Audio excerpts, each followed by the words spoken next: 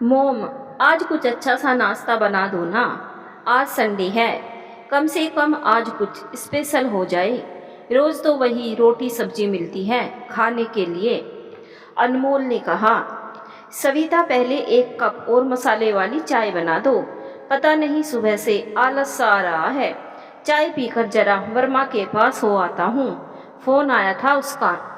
वाह, दोनों बाप बेटों ने फरमाइशों की झड़ी लगा दी। मैं एक इंसान हूँ, मशीन नहीं। और अब इस उम्र में ये सब काम करना मेरे बस की बात नहीं है। अभी मुझे नहाकर आप दोनों के कपड़े धोने हैं, घर की सफाई बाकी है, बर्तन धोने हैं, खाना बनाना है, और ऊपर से आप दोनों की फरमाइशें। आपकी बेटी को भी थोड़ा काम करने के लिए बोला करो। सारा दिन न जाने दोनों उस फोन में घुसी रहती है। कम से कम रविवार को तो वो मेरी हेल्प कर सकती है ना। सविता बोल कम चिल्ला ज्यादा रही थी। अरे मत बनाओ यार, एक चाय के लिए बोला था और इतने भाषण सुना दिए। रविवार को तो शांति रखा करो। ये काम वो काम, ये वो नहीं करती, मैं ये करती हूँ। रहने दो, मैं वर्मा के यहाँ पी लूँगा। अरे बनाती हूँ, रुकिए, रहने दो। छोटी सी बात पर गुस्सा करते हैं तेरे पापा। सच ही तो कह रही हूँ। मेरे अलावा कौन करता है इस घर में काम? तू ही बता बेटा, ये मेरी उम्र है क्या घर का पूरा काम करने की? गरिमा गरिमा गरिमा, गुन्नू गुन्नू, गरिमा का प्यार का नाम। क्या हुआ भैया, इतनी जोर से क्यों चिल्ला रहे हो? तुम इतनी बड़ी हो चुकी हो, घर के कामों में मम्मी का हाथ क्यों नहीं बटाती? भैया, मुझे पढ़ाई करनी होती है, काम करूँगी तो पढ़ूंगी कब? आप छोटी को भी तो बोल सकते हो। जब तुम ही नहीं करोगी तो छोटी क्यों करेगी? तुम्हें पता है वह तुमसे कितनी छोटी है, और उसके 10th के एग्जाम भी है। बहाने मत बना गुन्नू, सारे दिन फोन में लगी रहती है। माँ पूरे दिन काम करती है, तू इतना सा भी काम नहीं कर सकती? कम से कम आज के दिन तो खाना बना सकती हो ना। तुम शादी कर लो ना, माँ का हाथ बटाने वाली आ जाएगी। अभी तो जाकर खाना बनाओ। तेरे कहने पर तो फिर भी ये काम कर लेती है, वरना कोई मेरी सुनता ही कहाँ है। माँ आप टेंशन मत लो, सब कर लेगी, अभी छोटी है। चल मैं नहा आती हूँ, कपड़े धोने हैं तेरे और तेरे पापा के। अरे माँ रहने दो, मैं धो लूँगा, आप नहा आओ। तभी डोरबेल बजी। लगता है तेरे पापा आ गए, पर इतनी जल्दी कैसे?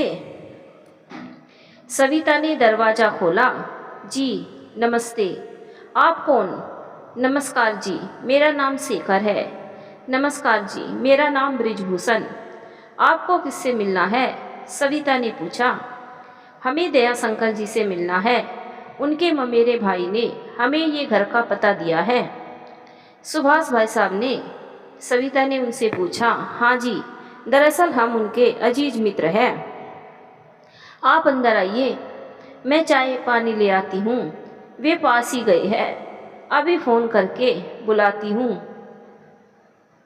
अनमोल, तेरे पापा को फ़ोन कर बुला, बोलना उनसे कोई मिलने आया है। कौन है माँ? अनमोल ने पूछा। पता नहीं, तेरे सुभाष चाचा ने भेजा है। ठीक है, मैं बुलाता हूँ पापा को। थोड़ी देर बाद दया शंकर जी भी आ गए। नमस्कार साहब। दया शंकर जी ने हाथ जोड़कर उनका अभिवादन किया। नमस्कार दया शंकर जी। उन दोनों ने भी दया शंकर के समक्ष हाथ जोड़ा। जी मैंने शायद आपको पहचाना नहीं, दया शंकर ने सवाल पूछा। आपके ममेरे भाई सुभाष जी हमारे मित्र हैं, हम एक ही ऑफिस में काम करते हैं। अच्छा अच्छा, तो आप साहब रहते कहाँ हैं? जी रहने वाले तो यहीं लखनऊ के ही हैं। थोड़ी देर की औपचारिक बातों और एक दूसरे की जान पहचान के बाद शेखर ने कहा, हम आपके बच्चे के लिए आए हैं। हमने सुभाष जी से हमारी बच्ची के लिए कोई लड़का बताओ, तो उन्होंने कहा हमारे भाई साहब के यहाँ है एक बेटा है, तो बस हम यहाँ आ गए। हमें उन पर पूरा भरोसा है, तो आप बच्चे को बुला देंगे तो? हाँ हाँ, क्यों नहीं। अरे अनमोल, चाय लाओ भाई। चाय के साथ अनमोल बैठक में आता है। बैठो बेटा, दया शंकर जी ने कहा। बृजभूषण जी ने उससे पढ़ाई और थोड़ी इधर उधर की बातें की। अनमोल ने बताया कि वह इंजीनियरिंग की पढ़ाई कर रहा है। चलो दयाशंकर जी, हम चलते हैं। नमस्कार। नमस्कार जी। दोनों ने हाथ जोड़ा और वे लोग चले गए। कौन थे जी? अनमोल को क्यों बुलाया था उन्होंने? सुभाष ने भेजा था, अपने अनमोल को देखने आए थे। अरे वाह, ये तो खुशखबरी है। कहाँ से आए थे? यही लखनऊ के हैं, सुभाष जी के अजीज है। तो उसने ही बताया था। क्या कहा उन्होंने फिर? सविता खुशी के मारे सवाल पूछे जा रही थी। क्या कहेंगे, देख कर गए हैं, देखते हैं क्या बोलते हैं। अनमोल को मालूम है या नहीं? अनमोल, अनमोल बेटा यहाँ आना तो। सविता खुशी के मारे पागल हो रही थी। हाँ माँ, बेटा वो लोग तुझे देखने आए थे। सविता ने कहा। देखने क्यों बेटा? देखने क्यों आते हैं? शादी के लिए। पर माँ, मैं अभी शादी नहीं करना चाहता। मैं पहले अपने पैरों पर खड़ा होऊंगा। तुझसे नहीं पूछा क्या करना है क्या नहीं, दयाशंकर ने कहा। अनमोल अपने पापा के सामने ज़्यादा नहीं बोलता, सो वह चुपचाप वहाँ से चला गया। 3-4 दिन बाद दयाशंकर जी जब ऑफिस में थे, तब उनके पास सुभाष का फ़ोन आया। हेलो दयाशंकर भाई साहब, कैसे हैं? मैं ठीक हूँ। सुभाष, तुम सुनाओ, कैसे हो और घर पर सब कैसे हैं?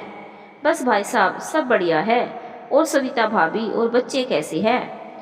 बस सब अच्छे हैं। तुम कब आ रहे हो फिर घर पर? पूरी फैमिली के साथ। मामा मामी को भी ले आओ, सबका घूमना हो जाएगा। हाँ भाई साहब, जरूर आऊँगा। इसी सिलसिले में तो फ़ोन किया है। बृजभूषण जी को अनमोल बहुत पसंद आया है। उनको आपका घर बार और आपके विचार सब बहुत पसंद आया। वे चाहती है आप उनकी लड़की को देख ले तो आगे बात बढ़े।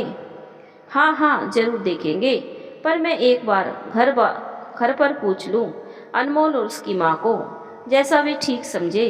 हाँ भाई साहब, पूछ लीजिए आराम से। देखिए, लड़की मेरी देखी हुई है, एकदम सीधी सादी, सुशील और सुंदर लड़की है। ऐसी लड़की बाद में ढूंढे नहीं मिलेगी। हमारे अनमोल के साथ जोड़ी अच्छी लगेगी। अच्छा, क्वालिफिकेशन क्या है लड़की की? ग्रेजुएशन कंप्लीट किया है। ये मौका हाथ से जाने ना देना भाई साहब। लड़की एकदम भोली है, घर में एडजस्ट हो जाएगी आते ही, देखना। ठीक है, मैं शाम को दोबारा फ़ोन करता हूँ तुम्हें। ठीक है भाई साहब। शाम को जब दयाशंकर जी घर पहुँचे तो अनमोल, सविता, गरिमा और मनीषा सब बैठे थे। पापा के आते ही गरिमा चाय बना लाई सबके लिए। चाय पीते हुए दयाशंकर जी ने सविता से कहा, सुभाष का फ़ोन आया था आज दोपहर में। अच्छा, क्या कह रहे थे सुभाष भैया? कह रहा था उन्हें हमारा अनमोल और घर बहुत पसंद आया। वे चाहते हैं हम उनकी लड़की को देख आए। तुम क्या कहती हो? सुभाष बता रहा था लड़की बहुत संस्कारी और सुंदर है, आते ही घर को अपना लेगी। आपने क्या कहा सुभाष भैया से? मैंने तो बोला कि मैं घर पर पूछकर बताता हूँ, तुम बताओ क्या कहूँ। मेरी तरफ से तो देख आओ और बाकी अनमोल से पूछ लो। पापा, नेक्स्ट ईयर मेरी इंजीनियरिंग कंप्लीट हो जाएगी। ऐसी कई लड़कियों के रिश्ते आएंगे, आप लोगों को इतनी भी क्या जल्दी है? फिर मैं अभी 25 का हूँ। बेटे, कई लड़कियों के रिश्ते आएंगे मैं मानता हूँ, लेकिन ये रिश्ता जान पहचान का है। सुभाष हमारे घर के जैसा ही है, वो गलत थोड़ी बताएगा। लड़की देख लेते हैं, पसंद नहीं आएगी तो मना कर देना, कोई ज़बरदस्ती थोड़ी है तुम पर। इस साल सगाई कर लेंगे, शादी अगले साल सही। फिर लड़की पढ़ी लिखी संस्कारी है तो क्या प्रॉब्लम है? हाँ बेटा, फिर आजकल ऐसी लड़कियां मिलती कहाँ है। सुभाष भाई साहब का जाना पहचाना रिश्ता है तो कोई डरने की बात नहीं है। वरना तुमने देखा है हमारे आसपास आजकल की नई बहुएं आते ही कैसे घर वालों को अलग कर देती है। वो हमारे पीछे वाले घर के खन्ना अंकल की बहू देखा ना तुमने? 4 महीने में उनके बेटे को लेकर दूसरे शहर चली गई। यहाँ थी तब भी रोज कलह होते थे। आज दोनों बुढ़ापे में खुद रोटी बनाकर खाती है। आसपास के कितने उदाहरण ऐसे हैं। मुझे तो डर लगने लगा था कि अगर मेरे भी ऐसी ही बहू आई तो बुढ़ापे में कहीं हमें भी हाथों बनाकर खाना ना पड़े। इसीलिए कहती हूँ बेटा, हाँ कह दो। हाँ भैया, मम्मी को भी काम से आज़ादी मिलेगी और मुझे एक भाभी। कहते हुए गरिमा चहक रही थी। मनीषा भी खुशी से झूम रही थी। ज़्यादा उड़ो मत गुन्नू और मुन्नू। ठीक है पापा, जैसा आप लोग ठीक समझे, पर मेरी भी एक शर्त है। अगर आप लोगों को लड़की पसंद भी हो तो मैं शादी अगले साल ही करूँगा। ठीक है, मैं सुभाष को फ़ोन कर देता हूँ। खाना खाने के बाद दया शंकर जी बाहर लॉन में टहलने चले गए और वहीं अपने ममेरे भाई सुभाष को फ़ोन किया। अंदर गरिमा, मनीषा और सविता तीनों बेहद खुश नजर आ रही थी। तीनों अपनी ही बातों में मशगूल थी। माँ, भाभी आएगी तो कितना कुछ बदल जाएगा ना। आपका सारा काम भाभी करेगी, आपको आराम मिलेगा, मेरी दोस्त बनकर रहेगी। मैं उन्हें उनके घर की याद आने ही नहीं दूंगी। हम सब इकट्ठे घूमने जाएंगे, है ना माँ? हाँ बेटा, अब मेरे शरीर रोगों का घर हो चुका है। बहू आएगी तो काम से राहत मिलेगी। बस भगवान से एक ही दुआ है, वो आजकल की बहुएं की तरह ना हो, जो सास से काम करवाए और घर में झगड़े भी। न नहीं माँ, सुभाष चाचा हमें ऐसी लड़की क्यों बताएंगे? बेटी, हम किसी के दिल में झांक कर थोड़ी देख सकती है कि वो कैसा है कैसा नहीं। माँ, हम अच्छे हैं ना, तो हमारे साथ रहकर वो हमारे जैसी हो जाएगी। तुम टेंशन मत लो अभी से। इतने में अनमोल भी हॉल में आ गया। गरिमा और मनीषा के सर पर मारते हुए कहता है, क्या रे, अब तुम दोनों को पढ़ना नहीं है?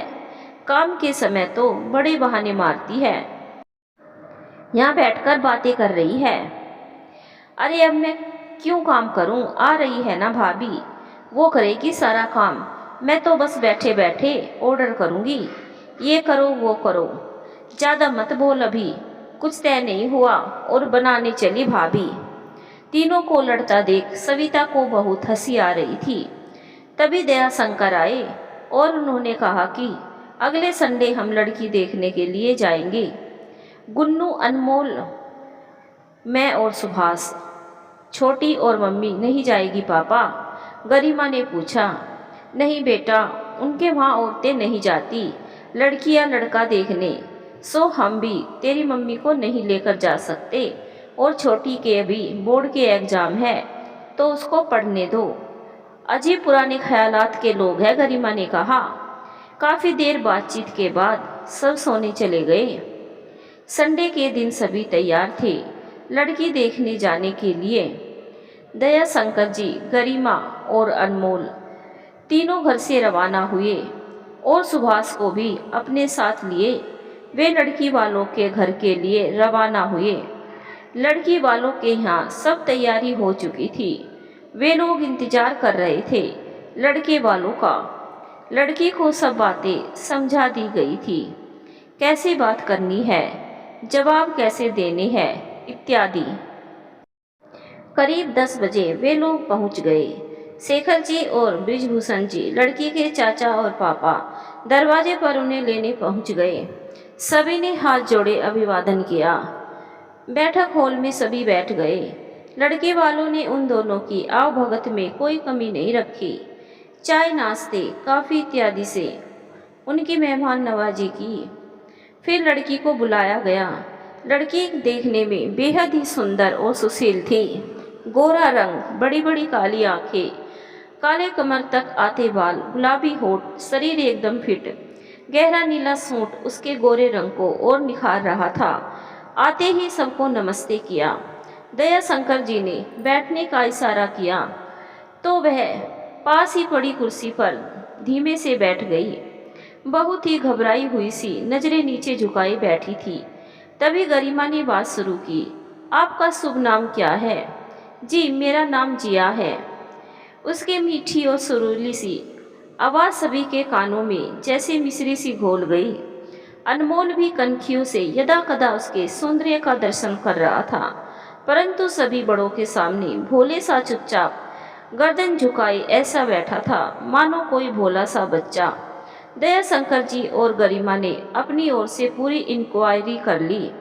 फिर सभी की सहमति से अनमोल और जिया को भी एकांत में एक दूसरे को अच्छे से जानने और समझने के लिए भेजा गया। आखिरकार शादी तो उन दोनों की होनी है। उनके घर की छत पर एक कमरा था। जिया की भाभी ही उन दोनों को वहां छोड़कर आई। दोनों ने पहले तो एक दूसरे का नाम पूछा औपचारिकता के साथ, फिर एक दूसरे से कुछ सवाल पूछे। अनमोल ने पूछा, तुम शादी के लिए रेडी हो?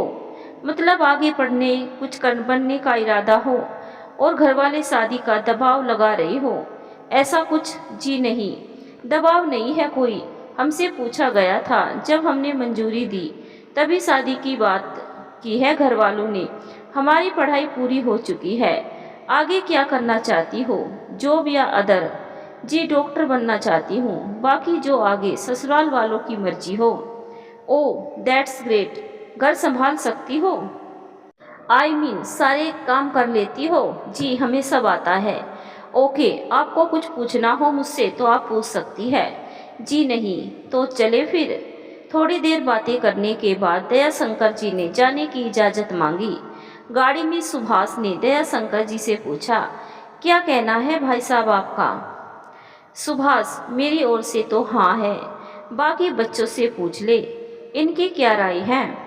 क्यों गरिमा, क्या कहती हो? चाचू, मेरी ओर से तो यस है, और भैया से पूछो, शादी तो इनकी ही होनी है। मैं क्या बताऊं, जैसे आप लोगों को सही लगे।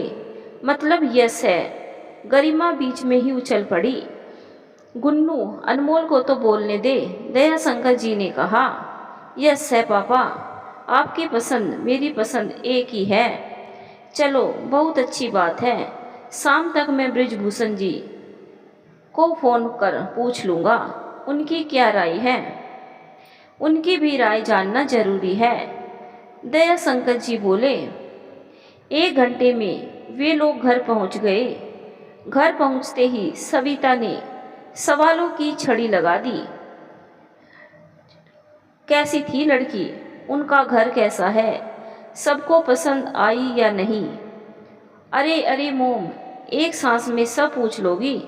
आराम से बैठो, बताती है। मुझे जल्दी बता गुन्नू, कब से इंतजार कर रही हूँ तुम लोगों का। हम सबको लड़की बहुत पसंद आई, बेहद सुंदर और सुशील है, साथ में संस्कारी भी है, अच्छी पढ़ी लिखी और गुणवान लड़की है। घर वाले भी बहुत अच्छे हैं, मुझे उनके विचार खूब पसंद आए। दयाशंकर ने कहा। सविता ये सुनकर खुशी से उछल पड़ी। और उन लोगों को हमारा अनमोल पसंद है? पता नहीं, सुबह शाम को फ़ोन करेगा। ओह चलो अच्छा है, हमारा अनमोल भी उन्हें पसंद ही आएगा। आखिर कमी ही क्या है मेरे बेटे में। ज़्यादा हवा में ना उड़ो सविता मैडम, लड़की को देखोगी तो कहोगी कि इसके सामने तो कुछ नहीं है। जाओ जी, मेरा बेटा किसी से कम नहीं है। सभी यूं ही मजाक करने लग गए। शाम को सुभाष का फ़ोन आया। भाई साहब, बैंड बजाने की तैयारी कर लीजिए। उनकी ओर से भी यस है। अरे वाह, ये तो बहुत खुशी की बात है। चलो बहुत अच्छी खबर सुनाई। हाँ भाई साहब, वे लोग मंगनी करने के लिए कह रहे हैं। हाँ ठीक है, उन्हें बोलो शुभ मुहूर्त निकलवा ले, उसी दिन मंगनी फिक्स करते हैं। जी भाई साहब। फ़ोन कट गया। दयाशंकर जी ने खुशखबरी सुनाई तो सभी खुशी से उछल पड़े। सविता जी, बहू लाने की तैयारी कर लीजिए। हाँ माँ, अब मत कहना सारे काम मैं ही क्यों करूँ, अब तो बैठे बैठे हुक्म चलाओगी। क्यों अनमोल भैया, अब मुझसे लड़ाई झगड़ा बंद। अब तो एक मैरिड मैन बनने वाले हो। इतने में मनीषा भी ट्यूशन क्लास से घर आ गई थी। वह भी बहुत खुश थी और खुशी से उछल रही थी। हाँ चल ज़्यादा ना उड़। अनमोल हंसता हुआ वहाँ से चला गया। इधर सविता भावुक हो गई। क्या हुआ माँ? क्या हुआ सविता? तुम्हारी आंखों से आंसू? हाँ जी, खुशी के आंसू है। कल तक बच्चा था, छोटा सा, मेरे इर्द गिर्द घूमता था। माँ मेरे कपड़े, माँ मेरा नाश्ता, खाना, मेरे जूते नहीं मिल रहे हैं, मेरा शर्ट नहीं मिल रहा, मेरा बल्ला कहाँ है? हर चीज़ उसकी मैं ही संभालती थी। टाइम से खाना देना, उसकी हर चीज़ का ध्यान रखना। उसकी सुबह माँ के नाम से ही शुरू होती थी। स्कूल कॉलेज से घर आकर सीधा पहले माँ को ढूंढता था, ना मिलती तो हंगामा खड़ा कर देता था। जी, अब सब बदल जाएगा ना? अरे सविता, तुम भी क्या लेकर बैठ गई? समय के साथ हर चीज़ बदलती है और अनमोल कहाँ बदलेगा, वो पहले जैसा ही रहेगा। ममाज बोए, शादी भी तो जरूरी है ना? मैं जरा भावुक हो गई। चलो अब हंसो, सब अच्छा होगा। सविता, पंडित जी ने सगाई और शादी दोनों का मुहूर्त निकाला है। अरे लेकिन अनमोल ने बोला है ना, वो अभी शादी नहीं करना चाहता, वो सिर्फ सगाई करेगा। वो तो ठीक है, लेकिन पंडित जी ने कुंडली देखी है। उनके मुताबिक इन दोनों की शादी अगर 3 महीने बाद 10 मार्च को ना हुई तो अगला मुहूर्त 3 साल बाद ही होगा। ओ, तो आपने ब्रिजभूषण जी से बात की या नहीं इस बारे में? हाँ, की है मैंने बात। वो तैयार है अभी शादी करने के लिए। ठीक है, लेकिन सगाई कब है? सगाई अगले रविवार को ही है। चलो अच्छी बात है, जितना जल्दी काम हो उतना अच्छा है। जब अनमोल को ये बात पता चली कि उसकी शादी 3 महीने बाद है तो उसने खूब ड्रामा किया, पर अपने पापा के सामने ज़्यादा जिद नहीं कर सकता, सो उसे मानना पड़ा। रविवार को उन दोनों की धूमधाम से सगाई हुई। सब बहुत खुश थे। सगाई के बाद अनमोल और जिया अक्सर मिलने लगे। जिया फ़ोन पर भी सब घर वालों से बातें करती। उसका व्यवहार बहुत ही शालीन था। इतने प्यार से सबसे बातें क्या करती कि सुनने वाला मोहित हो जाए। सविता को बहुत ही खुश थी, क्योंकि जिया जब भी फ़ोन करती हमेशा यही कहती कि मम्मी जी, अब आप चिंता मत कीजिएगा, आपके आराम करने के दिन आ गई है। 3 महीने बाद तो मैं आ ही जाऊंगी, सारा घर संभाल लूंगी। आप वैसे ही बहुत बीमार रहती हो, अब आपके आराम के दिन है। सविता तो धन्य ही हो गई कि उसे हीरे जैसी बहू मिली है। इधर गरिमा और मनीषा भी बहुत खुश थी कि उन्हें इतनी प्यारी भाभी मिलने वाली है।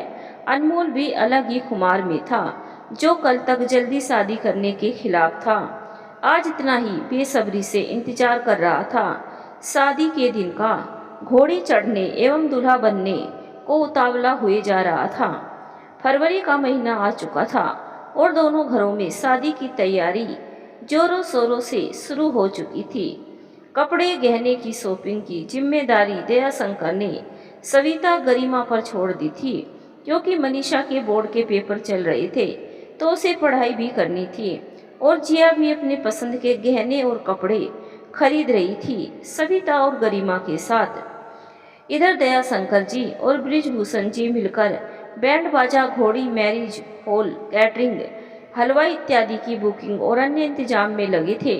आखिर शादी नज़दीक ही आ ही गई एवं सारी रस्में शुरू हो गई। घर में मेहमानों का जमावड़ा लग गया। अनमोल की बुआ तो शादी के 15 दिन पहले ही आ चुकी थी। वह रह रहकर सविता को बस यही बोलती, देखो सविता भाभी, मेरी बात ध्यान से सुनो, बहू को ज़्यादा सर मत चढ़ने देना।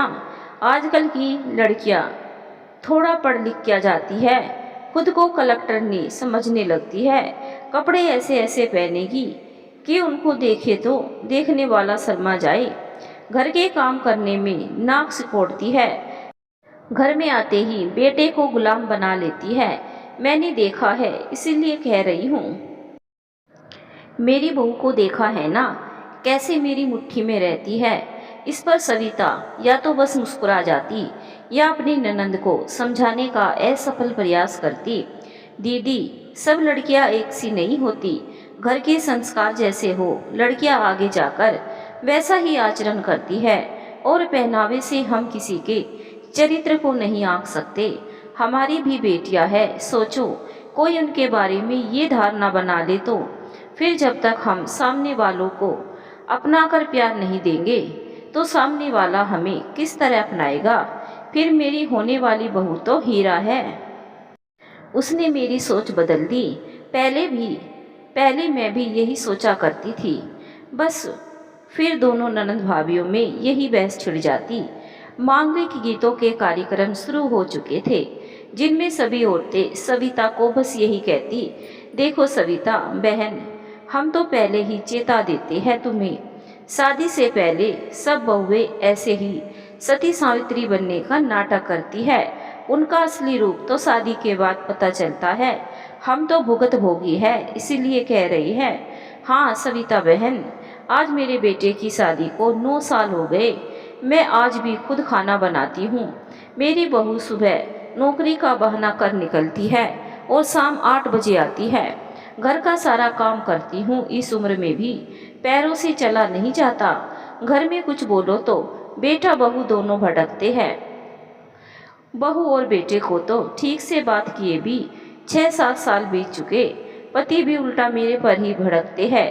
कहती है थोड़ा सा काम कर लोगी तो क्या हो जाएगा। कहती हुई शीला तो रोने लगी। सबने उसे चुप करवाया। उन सब की बार बार दोहराती हुई बातें और अपनी हम उम्र औरतों का दुख सविता के दिल के डर को जगा गया। वो सोचने लगी, अगर उसकी बहू भी ऐसी ही निकली तो उसको वह हीरा समझ रही है। वह अगर नहीं, मैं ये क्या सोच रही हूँ, उसके बारे में गलत सोच रही हूँ, जो मेरा शादी से पहले ही इतना ख्याल रखती है, जो अभी इस घर में का हिस्सा भी नहीं बनी। अगर अनमोल के पापा को पता चल गया तो बवाल खड़ा हो जाएगा। अनमोल तो शादी ही नहीं करेगा। औरतों का काम ही यही है, एक जगह इकट्ठा हुई नहीं कि बुराइयां शुरू। सब एक जैसी थोड़ी होती है। ये मेरी बहू को जानती ही कहाँ है। और वैसे भी ताली एक हाथ से नहीं बजती।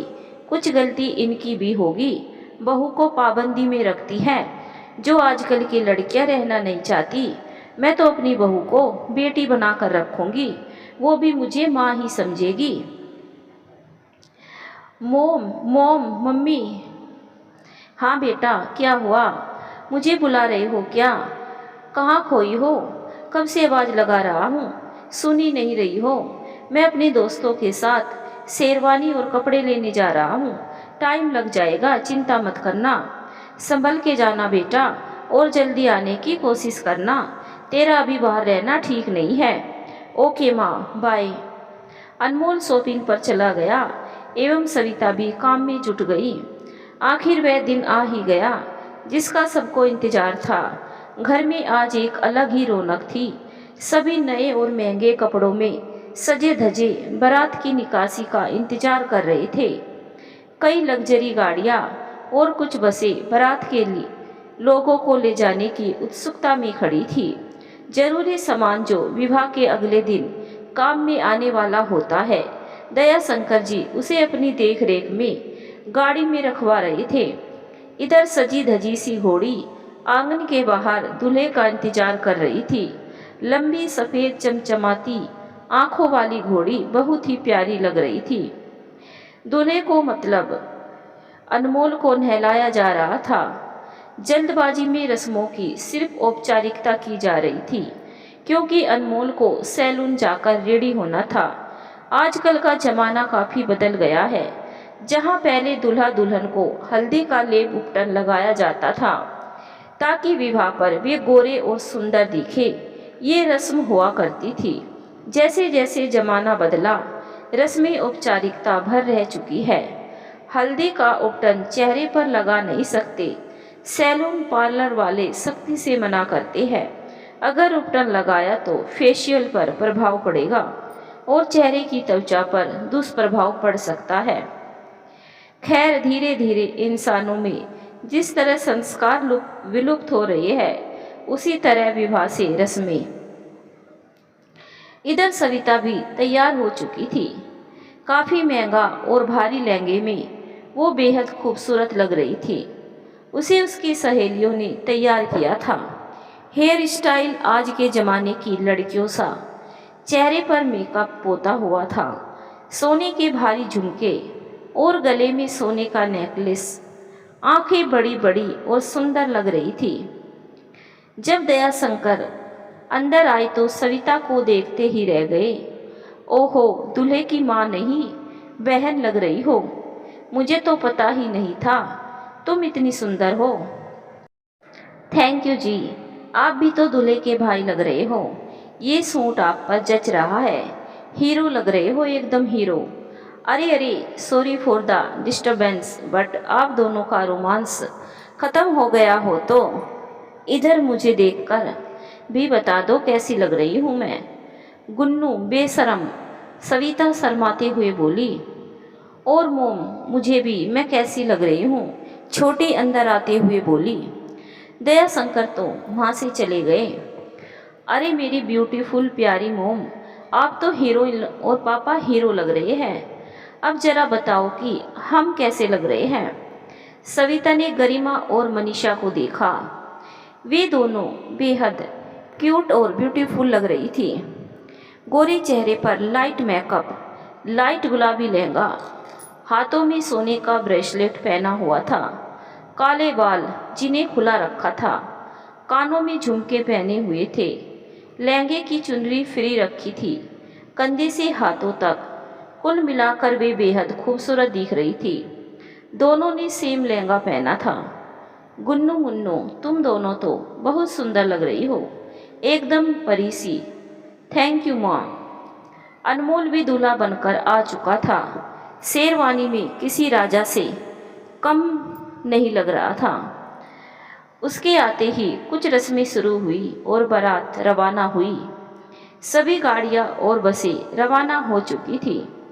आधे घंटे में वे पहुंच गए थे।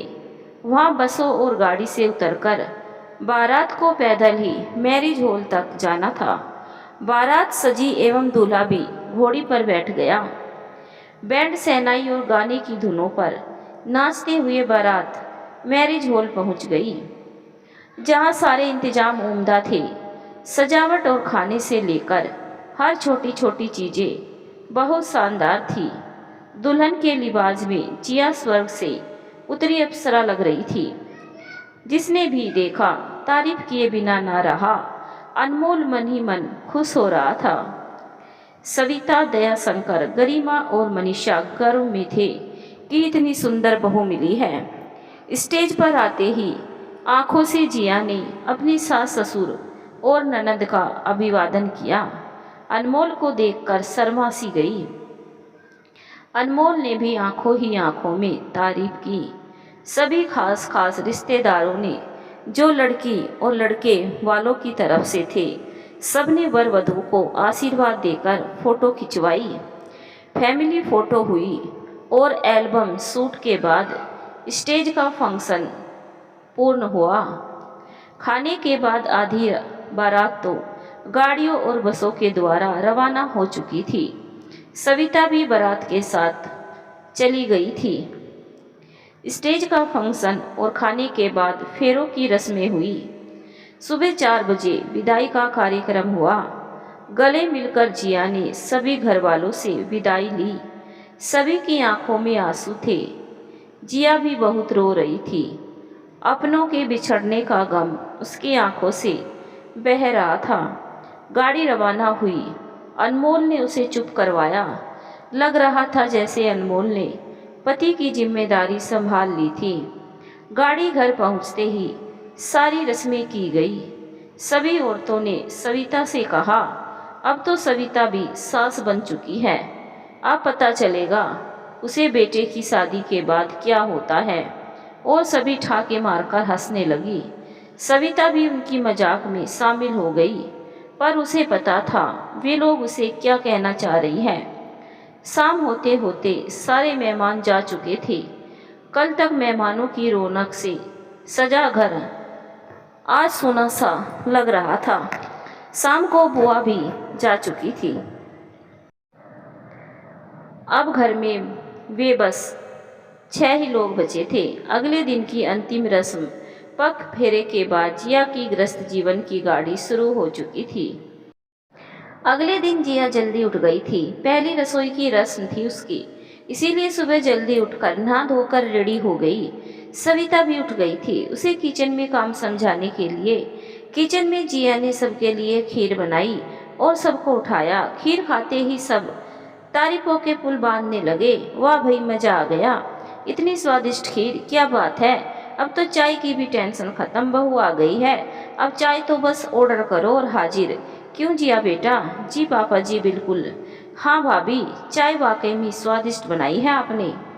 सविता और अनमोल ने हाँ में हाँ मिलाई। सबसे उसे अच्छा नेक भी मिला। जिया बेहद खुश थी। दोपहर का खाना भी उसने रेडी किया। खाना भी बेहद स्वादिष्ट बनाया। सब बेहद खुश थे। खाना खाने के बाद सब बातें करने बैठ गए। आज संडे था तो दया शंकर जी और अनमोल भी घर पर ही थे। सविता जिया से पूछने लगी, बहू आगे पढ़ाई में क्या करने का विचार है? नौकरी करना चाहती हो या घर संभालना? जिया ने हंसकर कहा, मम्मी जी इतनी पढ़ाई क्या घर संभालने के लिए थोड़ी करी है। सब हंसने लगे और जिया का समर्थन भी किया, पर नकारात्मक विचारों को दिमाग में भरे सविता को ये बात थोड़ी सी अखर गई, पर वो इसे जाहिर नहीं करना चाहती थी क्योंकि बात इतनी छोटी थी और जिया नई नई इस घर में आई है, सो उसने अनदेखा किया। वैसे भी सविता एक सीधी सादी सी महिला थी जो किसी को आंख तक नहीं दिखा सकती थी। शाम को जिया ने अनमोल से पूछा, अनमोल हम हनीमून पर कहाँ जा रहे हैं? जिया, हनीमून? इस बारे में तो कुछ सोचा ही नहीं मैंने। फिर मैं क्लास से और छुट्टियां नहीं ले सकता। शादी में खूब छुट्टियां ले ली मैंने। अब एग्ज़ाम तक अच्छे से पढ़ना होगा। ये लास्ट चांस है मेरे लिए। अब नेक्स्ट ईयर चलेंगे, तब मैं जॉब भी लग जाऊंगा ना। वोट नो वे, हम इसी साल जाएंगे और वो भी अभी। मुझे नहीं पता, बस हम अभी जाएंगे। मैंने कितना कुछ सोच रखा है। हनीमून पर जाएंगे, वहाँ कितना मज़ा करेंगे। शादी से पहले तो मैं कहीं गई नहीं, शहर से बाहर भी नहीं। मैंने सोचा था शादी के बाद बहुत घूमने जाया करूँगी। तुम मेरे सपनों पर पानी फेर रहे हो। पता है मेरी सब सहेलियाँ गई हैं अपने हनीमून, मैं उन्हें क्या बताऊँगी। फिर शादी के वक्त लंबी लंबी फेंक दी मैंने कि मैं फॉरेन जाऊंगी हनीमून पर। जिया मुंह बनाते हुए बोले जा रही थी। जिया, लिसन टू मी यार, प्लीज़ ट्राई टू अंडरस्टैंड। मैं नहीं जा सकता, मुझे नहीं पता। हम दोनों मॉरिशस जा रहे हैं। तुम मम्मी जी और पापा जी से बात कर लो। अनमोल को गुस्सा आ गया, पर वो जिया पर गुस्सा करना नहीं चाहता था, सो कमरे से बाहर आ गया। रात को खाने के समय जिया अनमोल की तरफ इशारे किए जा रही थी कि वो मम्मी जी और पापा जी से बात करे, और अनमोल अनदेखा कर रहा था। उस समय तो अनमोल ने कोई बात नहीं की, पर रूम में जाते ही जिया अनमोल पर बरस पड़ी। तुम्हें मेरा जरा भी ख्याल नहीं है ना? तुम क्या चाहते हो? मैं बस ये घर संभालती रहूं, कहीं घूमने ना जाए? मेरे भी कुछ सपने हैं, हनीमून पर जाना, एंजॉय करना। पर तुम जिया समझने की कोशिश करो। पहली बात तो ये, जब मैं जॉब पर लग जाऊंगा तो तुम्हें खूब घुमाऊंगा, और मैं क्लास से पहले ही बहुत छुट्टियां ले चुका हूँ, अब और नहीं ले सकता। नेक्स्ट ईयर मेरी जॉब भी लग जाएगी तो मैं तुमको जहाँ तुम बोलोगी वहाँ ले चलूँगा, पर अभी ये पॉसिबल नहीं है। अगर मैं तुमको ले भी गया तो हमें जल्दी वापस आना पड़ेगा। जब मैं फ्री रहूँगा तो हम आराम से घूम कर आएंगे। रहने दो, मुझे अभी जाना है। पता है मुझे तुम बहाने बना रहे हो, टाल रहे हो ना। अगले साल कोई नया बहाना होगा, मैं जॉब से छुट्टी नहीं ले सकता, वगैरह वगैरह। देखो मैं कोई पागल नहीं हूँ, मुझे अभी जाना है, बस फाइनल है। अनमोल टेंशन में आ गया था कि क्या करे और क्या ना करे। ठीक है, मैं कल मम्मी पापा से बात कर लूँगा, अनमोल ने अनमने मन से कहा। Oh so sweet, love you so much. तुमको पता भी नहीं मेरा कब से सपना था विदेश जाने का, अब पूरा होगा। अगले दिन शाम को जब सब खाने पर बैठे तो अनमोल ने ये बात दयाशंकर और सविता के समक्ष रखी। पापा, मैं और जिया घूमने जाना चाहती है। कहाँ बेटा? पापा, जिया मॉरिशस जाना चाहती है बेटा, लेकिन इस बार तुम्हारी लास्ट क्लासेज है और फिर तुमने शादी में बहुत छुट्टियाँ ले ली। अब छुट्टियाँ लेना ठीक नहीं होगा।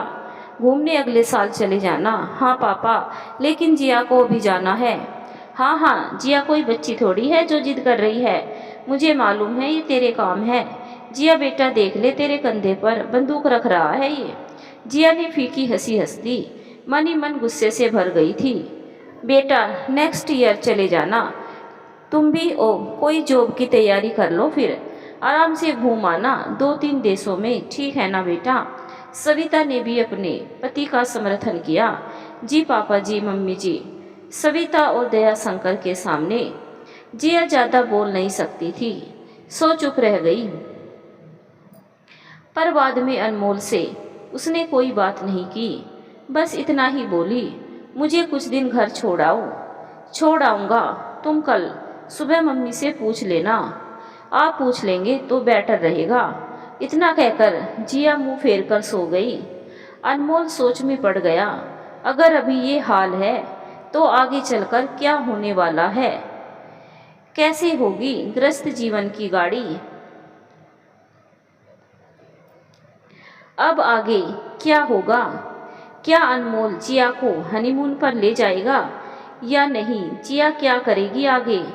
आगे की कहानी सुनने के लिए चैनल को सब्सक्राइब और वीडियो को लाइक ज़रूर करें। धन्यवाद दोस्तों।